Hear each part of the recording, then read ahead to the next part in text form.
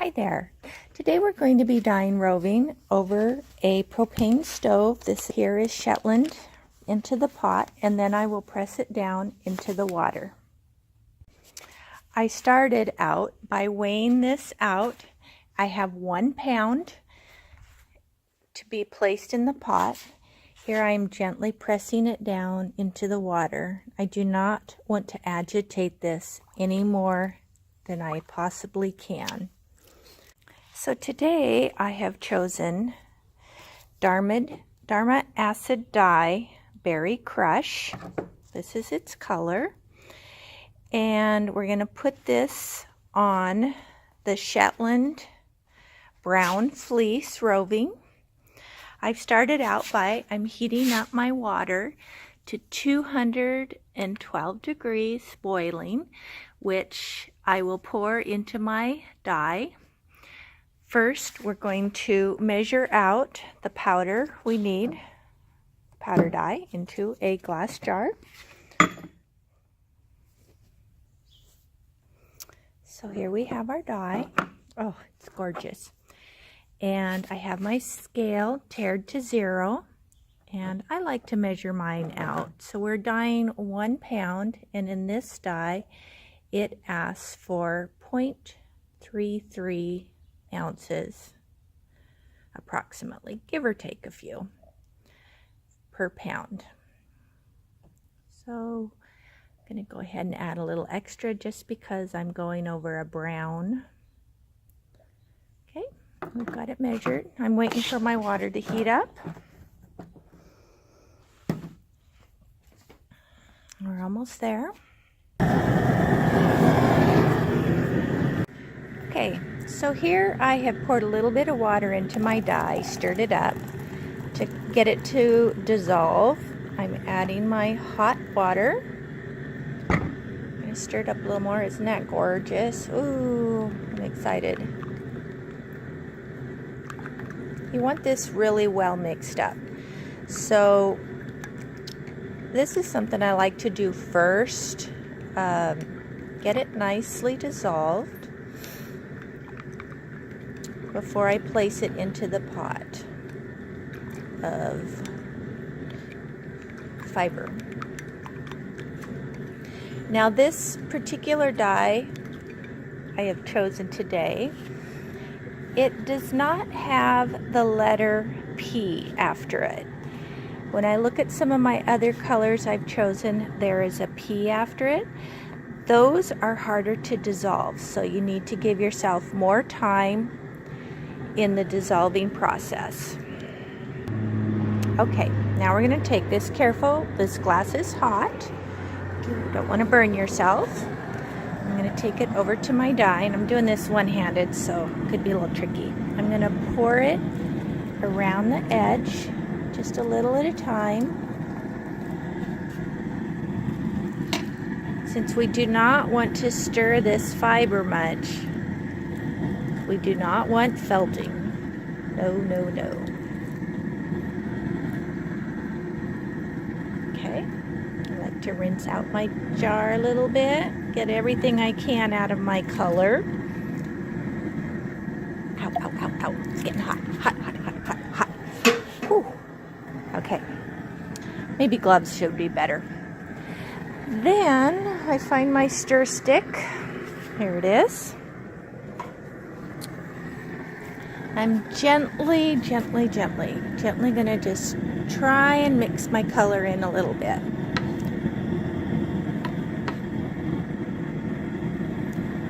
want it to get to the bottom of the pot.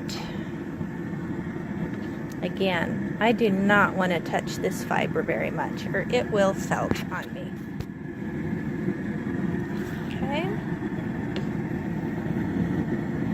Okay, we're just going to let that sit, make sure everything's in the water. We're going to watch our temperature like a hawk looking for a mouse. So right now, we're looking for that 200 mark. I'll put my lid back on. And if you have a wonderful husband like me, he found this assembly on Craigslist for $75. and it came with a strainer pot, which I forgot to put in at the first time, but that's okay. We'll deal with that later. And I'm going to go ahead and crank up my propane again and get this going.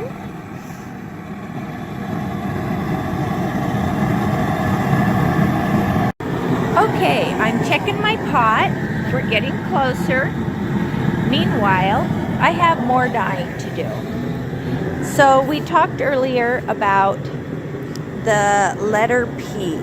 So this one is peach blush with a P. And again, we're using Dharma acid dye. So we need to make sure this dissolves very well. So we're going to turn on our scale. And since my jar, clean jar by the way, I'm changing colors. I do not want pink in my peach at this time. So I'm going to do 1 pound of fiber. So I'm going to measure 0.33 or approximately onto my scale. There's 0.3. This is a lighter color. I don't know. My motto is go bold or go home. So don't cheat yourself on your dyes quantities. Come on. Come on. Guess I'm being too frugal here. Sometimes oh, see now, there we go. That's good enough for me. Make sure you always cap your dyes. You don't want it flying around or getting extra water in it when you don't want it. It's hard to do with one hand. All right, there we go. All right, I also made sure my measuring spoon was free of any other color dye. Now in this one, since it's a hard dye to dissolve, I'm just adding my very hot water, just a little bit. I want to kind of make a slurry. I'm going to swirl that around. You can see there's little bits of dye still stuck to the side of the jar. And that's going to take a while for it to dissolve. There's other things you can put in your bath water to salts help. So far I haven't needed to do that. So we're just going to let this sit and soak while we get ready for our next batch. Again, it's important to keep an eye on your temperature. It's critical to not boil. I'm going to go ahead and turn this up a little more because I'm impatient. Okay, we can see we're almost to 200. I see my fibers floating a little bit. Find my wooden spoon. I'm going to poke it down. Oh, look, we got foam. All right, here we go. I've turned that off because I am blessed with this wonderful big pot of water and it holds its temperature. So our goal is to have, and I'm poking at this and I shouldn't be. Stop. Just resist poking your fiber. All right, so we're at 200 degrees. I'm going to cover this up and I'm going to watch it closely. We want to keep it at 200 for 20 minutes, and then we will add our citric acid. Meanwhile, I'm cooking up something for my husband. He bought these. They were a great deal. They're gun stocks, believe it or not, and I'm going to change them from pink to hopefully using RIT dye into graphite. They were cheap on the internet. It was a cheap buy. So here we go. It says I need to add half of this into my pot. I'm going to shake it up a little bit first. And we're going to see if we can dye something synthetic. Here we go. It's not an exact science. And we're going to keep that at 200 degrees for 30 minutes. I like to keep life interesting. I'm cooking up 3 pots at one time. So there we go, 200 degrees. I'm going to crank this up just a little bit. This pot does not stay hot as long. And I'm preparing my water for my peach that we talked about earlier. And again, I'm watching my pot here. I don't want it to boil. All right, here we have a tub full of alpaca I'm washing. I'm trying out this Power Scour by Unicorn Fiber, and we'll see how that goes. I measured out 2 pounds of dry fiber, which we're going to dye in a little bit. And I'm going to pull this out of here and put it into another bucket. I'm filling with water to rinse. Get that soap out of there. You don't want any soap in your fiber when you go to dye it. Soap is your number one factor in helping felt. And we're not felting today, we hope. Bless my good friend Molly. She came up with this strainer device. It's lovely. It's plastic chicken wire. It's wonderful to pull fiber out of a tub, to be placed into the next rinse tub without a whole lot of fuss and losing big chunks of fiber.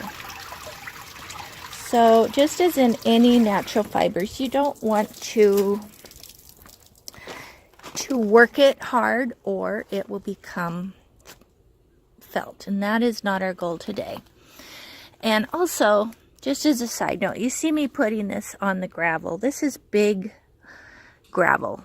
You don't want to put this where it's going to attract any dirt. I've been dyeing out here for a while and all the little dirt has been washed away, and I feel confident as long as it's on my mesh, I can put it on this gravel and we'll be fine. So now my bucket is just about ready to have my fiber placed in it. Again, you don't want to agitate it. Alpaca felts just as easily as many of your sheep wools. And I'm just kind of placing it in there. I got to turn my water off. And get that in there for its rinse. Again, I'm just going to poke it down in there. And oh, look at how nice and white that's coming. I think I'm going to like this Scour Power. And that was here's my wash water with just one washing of my alpaca. The wonderful thing I'm finding with the Scour Power is you don't see a lot of suds here. It still cleans without all the suds, which will make rinsing a whole lot easier.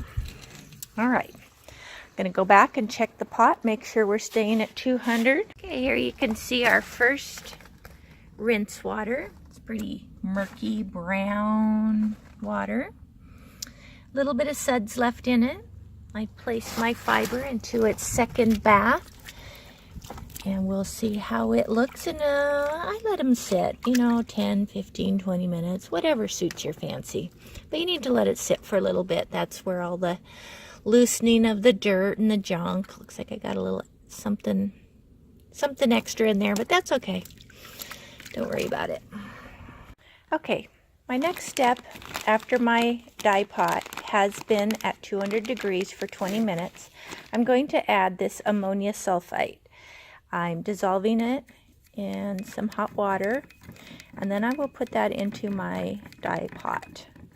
And what this does is, while I add the citric acid, it slows down the bonding and gives you a more even dye lot. So there, everything is dissolved. All right, mine has dissolved, and again, it looks like I need a little more table room. My pot has maintained 200 or just a little under for 20 minutes. Now I'm going to add this. Oh, look at that gorgeous purple. I I'm going to put it around the edge of my pot. And then throughout. I'm going to poke it lightly. Sorry, I'm probably making you dizzy with me moving all around. I'm going to get that kind of into the water. But I do not want to disorganize my roving, so I'm not stirring.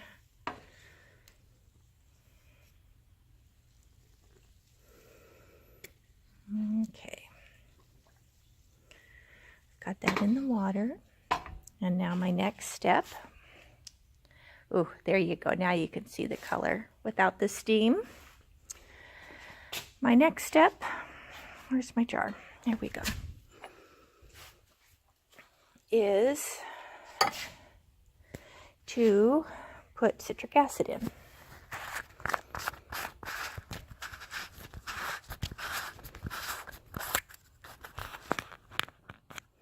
You can buy this in the grocery store, in the canning section, or you can also buy it in 1, 2, 3 pound dye lots. Not dye lots. Through a dyeing company or online. You can also use vinegar.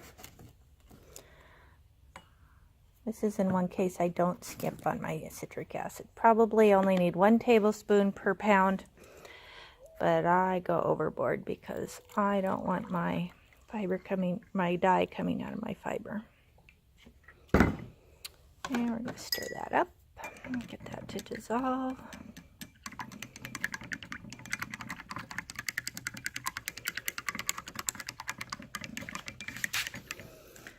To make sure I don't have anything stuck on the bottom. Looks like we're almost there. It dissolves quite quickly.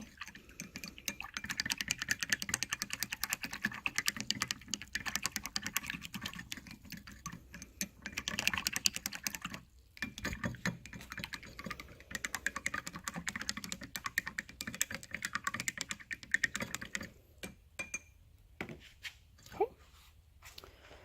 Carry this over. And I'm going to pour this around the sides, a little through the middle, poke at it a little bit, get it down and around in the water. Again, we're doing roving. We don't want to disorganize this roving at all. We don't want it to felt. It's going to be gorgeous.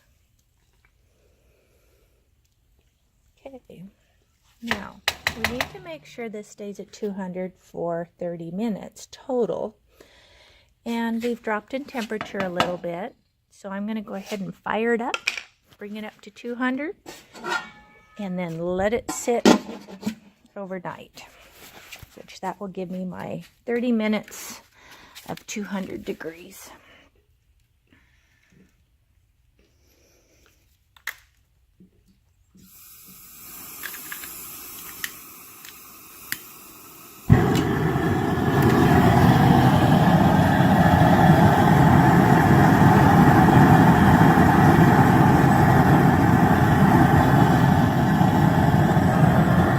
Back to our alpaca wash and rinse. This is the second rinse, and you can see that the water is pretty much clear, but I'm still seeing a little bit of this foam.